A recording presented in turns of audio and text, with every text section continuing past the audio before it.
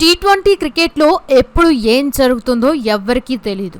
గెలుస్తుంది అనుకున్న టీం ఓడిపోతుంది అనుకున్న టీం గెలుస్తుంది. ఇక టీ20 వరల్డ్ కప్ లో అయితే అసలు ఏం జరుగుతుందో అసలు మన ఊహకు కూడా అందదు. నేను ఈ మాట ఎందుకు అంటున్నానంటే, వరల్డ్ కప్ కి ముందు నెదర్లాండ్స్, నేపాల్, అమెరికా వంటి టీమ్స్ ని అందరూ తక్కువ అంచనా వేశారు. కానీ రీసెంట్ గా జరిగిన వరల్డ్ కప్ మ్యాచెస్ లో ఆ టీమ్స్ ఆడుతున్న విధానం చూసి అందరూ షాక్ అయిపోతున్నారు. ఈ చిన్న చిన్న టీమ్స్ తమ టాలెంట్ ఏంటో ప్రపంచానికి చూపిస్తూ ఇండియా, ఇంగ్లాండ్, పాకిస్తాన్ వంటి టీమ్స్కే చుక్కలు చూపించాయి. అయితే ఈరోజు ఆ మ్యాచ్ల గురించే డీటెయిల్గా మనం మాట్లాడుకోబోతున్నాం.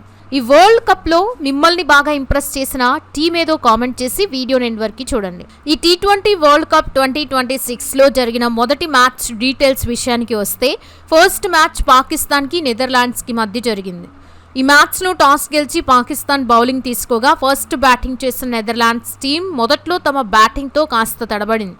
ఓపెనర్స్ అయిన Michael 24 runs and Max just 5 రన్స్కే అవుట్ అవ్వగా, ఆ తర్వాత కోలిన్ 20 రన్స్ చేసి అబ్రార్ బౌలింగ్లో బౌల్డ్ అయ్యాడు. ఇక ఆ తర్వాత నెదర్లాండ్స్ స్కోర్ బోర్డులో కొంచెం స్పీడ్ పెంచగా బస్ 30 రన్స్, ఎడ్వర్డ్స్ 37 రన్స్ చేసి అవుట్ అవ్వడంతో అది మళ్ళీ డౌన్ అయిపోయింది. ఇక ఆ తర్వాత వచ్చిన బ్యాట్స్మెన్ అందరూ అలా వచ్చి ఇలా వెళ్ళిపోవడంతో నెదర్లాండ్స్ ఆల్అౌట్ అయ్యి 147 రన్స్ మాత్రమే చేయగలిగింది. అయితే 148 అనేది చిన్న టార్గెటే కావడంతో అందరూ ఈ మ్యాచ్ని పాకిస్తాన్ సింపుల్గా గెలిచేస్తుందని అనుకున్నారు. కానీ నెదర్లాండ్స్ బౌలర్స్ పాకిస్తాన్ ఆటగాళ్లకి పట్టబగలే చుక్కలు చూపించారు. Openers Farhan 47 runs, Ayub 24 runs, captain Agha 12 runs చేసి అవుట్ అవ్వగా, అప్పటి వరకు మ్యాచ్లో చాలా స్ట్రాంగ్గా ఉన్న పాక్ టీంలో భయం మొదలైంది. ఆ వెంటనే ఉస్మాన్ ఖాన్ 0, బాబర్ ఆజం 15, నవాజ్ 6 రన్స్ చేసి అవుట్ అవ్వడంతో పాక్ 114 రన్స్కే 7 వికెట్స్ కోల్పోయింది. కానీ ఫహీం అష్రాఫ్ 19వ ఓవర్లో 3 సిక్స్లు, ఫైనల్ ఓవర్లో 2 4లు కొట్టడంతో ఆ మ్యాచ్ని పాకిస్తాన్ చచ్చి గెలిచినట్టయింది. ఇక రెండో మ్యాచ్ వెస్టిండీస్ మరియు స్కాట్లాండ్ మధ్య జరగగా, ఆ మ్యాచ్లో టాస్ ఓడి వెస్టిండీస్ బ్యాటింగ్కి దిగింది. పిచ్ స్పిన్కి అనుకూలిస్తూ ఉండడంతో స్కాట్లాండ్ బౌలర్లు కట్టుదిట్టంగా బౌలింగ్ చేసి విండీస్ ఓపెనర్లని బాగా ఇబ్బంది పెట్టారు. దాంతో పవర్ ప్లేలో స్కోర్ చాలా నిదానంగా సాగింది. సరిగ్గా అప్పుడే 3వ స్థానంలో వచ్చిన షిమ్రాన్ హెట్మెయిర్ ఒక్కసారిగా మ్యాచ్ స్వరూపాన్ని మార్చేశాడు. కేవలం 36 బాల్స్లో 64 రన్స్ చేసి వెస్టిండీస్ తరఫున వరల్డ్ కప్లో అత్యంత వేగవంతమైన హాఫ్ సెంచరీలో ఒకటిగా రికార్డ్ సృష్టించాడు. ఇక చివరిలో రథర్ఫోర్డ్ కూడా 13 బంతుల్లో 26 పరుగులు చేయడంతో వెస్టిండీస్ 182 పరుగుల భారీ స్కోరును సాధించగలిగింది. ఇక 183 రన్స్ టార్గెట్తో బరిలోకి దిగిన స్కాట్లాండ్ ఒక దశలో వెస్టిండీస్ని భయం గుప్పెట్లోకి నెట్టేసింది. Captain Richie Berrington 42, Tom Bruce 35 రన్స్తో అద్భుతమైన పార్ట్నర్షిప్ని నెలకొల్పారు. ఇక స్కాట్లాండ్ స్కోరు 115కి 3 వికెట్స్ మాత్రమే కోల్పోగా వెస్టిండీస్ ఇక ఓడిపోవడం ఖాయమని అందరూ భావించారు. కానీ సరిగ్గా 17వ ఓవర్లో రోమారియో షెపర్డ్ ఒక మ్యాజిక్ చేశాడు. ఆ ఒక్క ఓవర్లోనే హ్యాట్రిక్తో సహా ఏకంగా 4 వికెట్లు పడగొట్టి స్కాట్లాండ్ ఆశలపై నీళ్లు చల్లాడు. షెపర్డ్ దెబ్బకి స్కాట్లాండ్ చివరి 7 వికెట్స్ కేవలం 32 రన్స్ కోల్పోయింది. మొత్తం 5 వికెట్స్ తీసి షెపర్డ్ మ్యాజిక్ చేయగా, చివరిలో హోల్డర్ మిగిలిన పని పూర్తి చేయగా స్కాట్లాండ్ 147 పరుగులకే ఆల్అౌట్ అయింది. దాంతో వెస్టిండీస్ 35 రన్స్ తేడాతో ఘన విజయం సాధించి తన నెట్ రన్ రేట్ని కూడా బాగా భారీగా పెంచుకుంది. షెపర్డ్ వల్ల మ్యాచ్ మారిపోయింది, కానీ స్కాట్లాండ్ దాదాపు వెస్టిండీస్ని ఓడించేసినంత పని చేసింది. ఇక మూడో మ్యాచ్ అమెరికాకి మన ఇండియాకి మధ్య జరగగా, టాస్ గెలిచిన అమెరికా మొదట బౌలింగ్ తీసుకొని అందరినీ ఆశ్చర్యపరిచింది. ఇక ఫస్ట్ బ్యాటింగ్ చేసిన ఇండియాకి మొదట్లోనే అమెరికా పెద్ద షాక్ ఇచ్చింది. ఓపెనర్ అభిషేక్ శర్మ తన ఫస్ట్ బాల్కి డకౌట్ అవ్వగా, ఇషాన్ కిషన్ 20 రన్స్ చేసి అవుట్ అయ్యాడు. ఇక ఆ తర్వాత 25 రన్స్ చేసి తిలక్ వర్మ కూడా అవుట్ అవ్వగా, శివం దూబే కూడా ఫస్ట్ బాల్కి డకౌట్ అయ్యాడు. ఇక ఆ తర్వాత రింకు సింగ్ 6, హార్దిక్ పాండ్యా 5 రన్స్ చేసి అవుట్ అయిపోవడంతో ఇండియా 13 ఓవర్లలో 6 వికెట్లు నష్టపోయి కేవలం 77 రన్స్ మాత్రమే చేయగలిగింది. కానీ కెప్టెన్ సూర్యకుమార్ యాదవ్ ఒకవైపు తన వికెట్ని కాపాడుకుంటూ మరోవైపు బౌండరీల మీద బౌండరీలు కొడుతూ 49 బాల్స్లో 84 రన్స్ కొట్టడంతో టీమిండియా స్కోర్ ఎవరు ఊహించిన విధంగా 20 ఓవర్స్లో 161 రన్స్కి చేరుకుంది.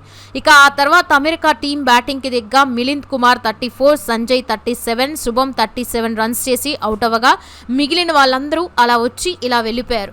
దాంతో అమెరికా 20 ఓవర్స్లో 132 రన్స్ మాత్రమే చేసి ఓడిపోయింది. మొదలైంది. 4వ మ్యాచ్ ఆఫ్ఘనిస్తాన్ మరియు న్యూజిలాండ్ మధ్య చెన్నైలో జరిగింది. సాధారణంగా చెన్నై పిచ్ అంటేనే స్పిన్నర్లకి అడ్డా. అలాంటి చోట ఆఫ్ఘన్ స్పిన్ త్రయాన్ని ఎదుర్కోవడం అంటే ఏ జట్టుకైనా చుక్కలు కనిపించాల్సిందే. ఫిబ్రవరి 8వ తేదీన జరిగిన ఈ మ్యాచ్లో ఆఫ్ఘనిస్తాన్ టాస్ గెలిచి మొదట బ్యాటింగ్ ఎంచుకుంది.